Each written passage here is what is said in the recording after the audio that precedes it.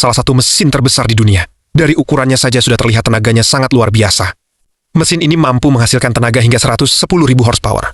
Dalam 1 jam, raksasa ini bisa menghabiskan sekitar 13.000 liter solar.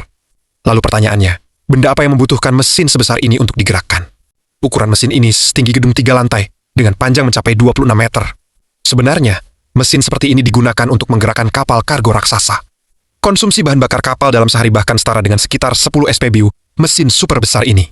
Bukan hanya mengonsumsi banyak heavy fuel oil, tetapi juga membutuhkan listrik hingga ribuan kilowatt untuk beroperasi. Pengerukan dasar sungai merupakan bagian penting untuk menjaga fungsi sungai tetap normal. Lumpur yang dikeruk oleh buffer dipindahkan ke kapal pengangkut yang sudah menunggu di samping. Pekerjaan pengerukan tidak hanya membantu mencegah banjir dan memperbaiki jalur pelayaran, tetapi juga membantu meningkatkan kualitas air serta memperbaiki ekosistem. Di depan terlihat banyak ekskavator sedang melakukan pembongkaran di atas gedung.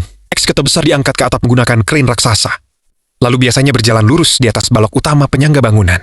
Mesin hidrolik besar secara langsung menghasilkan tekanan kuat untuk menekan cetakan ke material, sehingga kualitas bentuk dan permukaan hasil cetakan tetap terjamin. Benda berbentuk setengah bola ini dibuat menggunakan proses hot pressing. Material dibentuk secara bertahap di bawah suhu dan tekanan tinggi hingga mengikuti bentuk cetakan dan menjadi hemisfer. Helikopter merupakan salah satu metode pemadaman kebakaran yang sangat efisien. Dengan kemampuan manuver dan melayang di udara, helikopter dapat menjatuhkan air atau bahan pemadam langsung ke area kebakaran, terutama di daerah sulit dijangkau dan medan yang rumit. Pagar besi diproduksi menggunakan proses mekanis.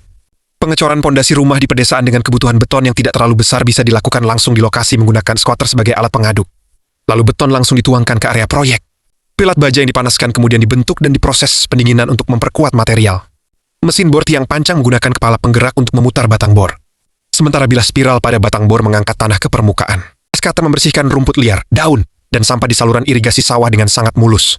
Dan ekskavator ini, saat melewati sungai kecil, sang operator tidak lupa sekalian memandikan alat kesayangannya. Tahukah kamu bagaimana beling kapal membuat kapal bisa melaju? Bukan dengan cara mengaduk air secara kasar, melainkan dengan putaran bilah beling yang menciptakan perbedaan tekanan antara sisi depan dan belakang. Perbedaan tekanan ini terus mendorong sejumlah besar air ke belakang. Saat air terdorong ke belakang, badan kapal mendapatkan gaya reaksi ke depan, sehingga kapal bisa terus bergerak maju.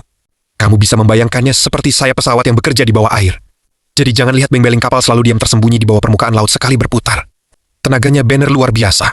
Bahkan, baling-baling kapal kargo besar diameternya bisa dengan mudah menembus 10 meter. Satu bilah beling saja tingginya bisa melebihi gedung 2 lantai, dan berat keseluruhannya setara belasan gajah Afrika. Yang lebih gila lagi, sistem tenaga kapal raksasa sama sekali berbeda dengan mobil. Mobil punya banyak gigi transmisi, truk bahkan lebih banyak lagi. Tapi banyak kapal laut jarak jauh hanya punya 3 mode maju, netral, dan mundur. Dengan 3 gerakan sederhana itu saja, mereka mampu mendorong kapal berbobot puluhan hingga ratusan ribu ton melintasi samudra dengan stabil. Perlu diketahui juga, mesin utama kapal besar bisa mencapai tenaga puluhan ribu horsepower, seperti monster baja yang dikurung di ruang mesin dan terus mengaum rendah. Dan benda ini sebenarnya bukan membakar bahan bakar, tapi membakar uang karena sekali pelayaran jarak jauh. Bahan bakar yang dihabiskan cukup untuk membuat sebuah mobil keluarga dipakai selama puluhan tahun.